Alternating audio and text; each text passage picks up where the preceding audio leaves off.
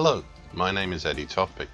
I'm Head of Technical Analysis and Senior Markets Analyst at ADM Investor Services International Limited. And here's your weekly technical analysis of LME 3-month nickel and zinc. I'll start with LME 3-month nickel. Now 6 weeks ago, we saw a drop caused by the significant resistance of the very shallow and old upper tine of the 2017-2018 bullish shift pitch fall, currently at 22.45. along with the corralling effect of the September 2014 high at 19,935 and the June 2014 high at 20,000 even. All these capped the market's rise at the time, and their rejection of the bullish incentive caused the move lower that was only halted by the slowly rising long moving average, currently 16,050.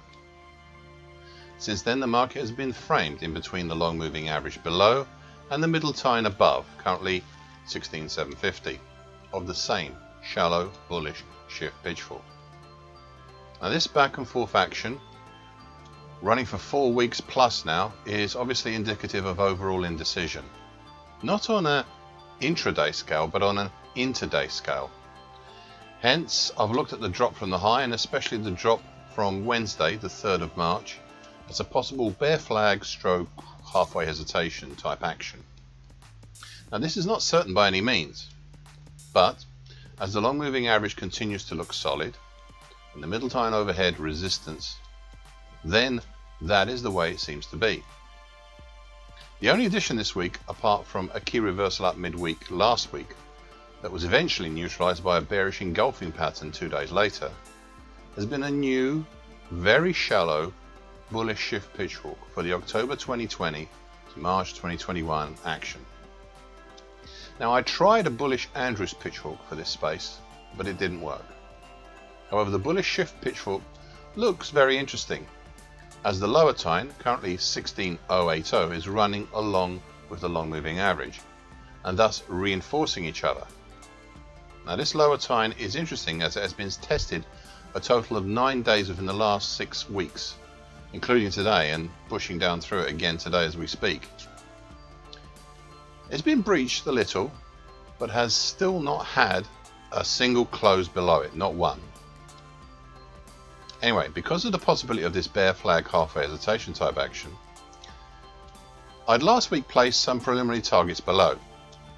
Now today I've finessed them, taking into account the market's moves since last time.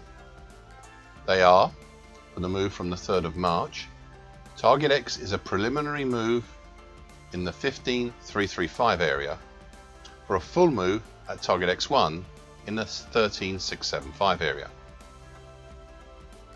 For the full move of the late February action all the way down, we have a preliminary target X2 in the 14,770 area, and a full move down there would be in the 12,445 area. These will change as the market's action changes, but I thought it prudent to inform you, just in case. My only concern, and this is the same that has been for many weeks now, is that this thing has gone way too long to be helpful. It may be that the long moving average is currently impenetrable, well, sort of impenetrable, and we see prices turn back, in which case I'll deal with that when it comes.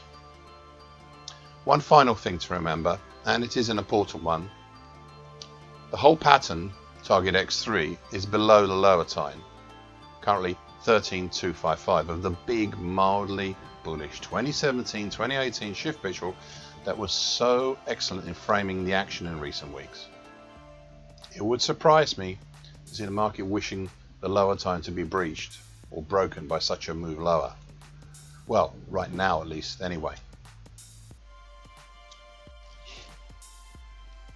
LME 3-month zinc. I wrote back in November last year how the bullish incentive was still alive. This was due to the, and I quote, shallower bullish shift pitch fall for the same move, that's the early July to early October 2020 move, end of quote. It had, and I quote again, the upper tine, currently 32.51, had held down the top of the market back in late November 2020 and mid-December 2020. End of quote. I also added, so While superficially the market may be topping and looking sideways to a potential move lower, the reality is that the bullish incentive is still alive, though at a less acute angle.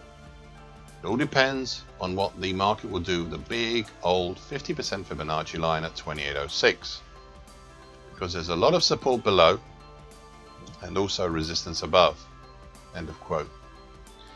Since then, the market first chose to punch lower, actually exiting out of the bottom of the bullish shift pitchfork. However, there were mitigating circumstances.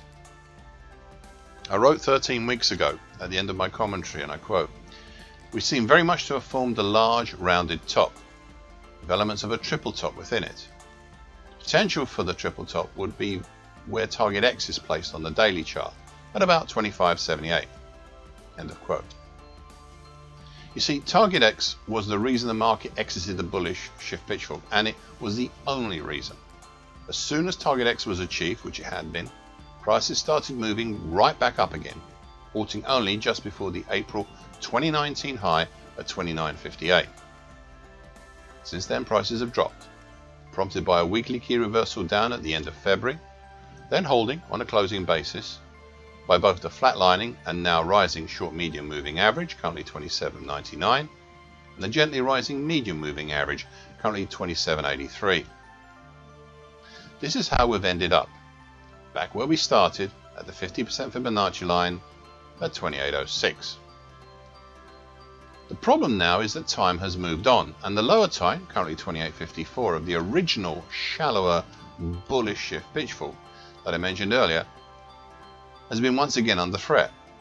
Also note how, with the market going sideways, prices are now moving below the lower time, currently 28.80, of the more recent early October 2020 to early February 2021 bullish Andrews pitchfork. This past week has seen the absurd and schizophrenic nature of this market within its seeming narrow confines. We've had a weekly key reversal up last week. Okay, fine. But Monday this week was a daily key reversal down, as well as being an indecisive doji cross. Well, we seem to be working to a cusp, and maybe soon. Just be aware we may have false breaks above 2900 as well as below 2750. Finally, 4 weeks ago I postulated the following, and I quote, "To have the market slice so swiftly and cleanly through all but the uptrend on the downside is a wake-up call. Reason to wake up is that the action from November 2020 to date may be building a possible double top. Hence, caution." End of quote. Now, I still stand by that sentiment of that day. It is a wake-up call. However, I added a caveat 4 weeks ago.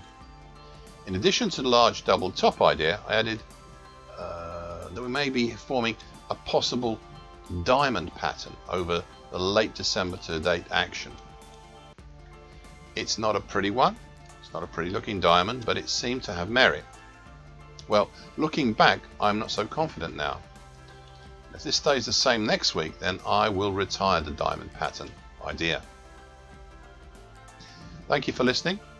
This weekly broadcast gives the essential market patterns and consequences. Please be aware of the risk disclaimer posted with this broadcast. Copyright is Tofpik and ADM Investor Services International Limited. And here comes the final bit.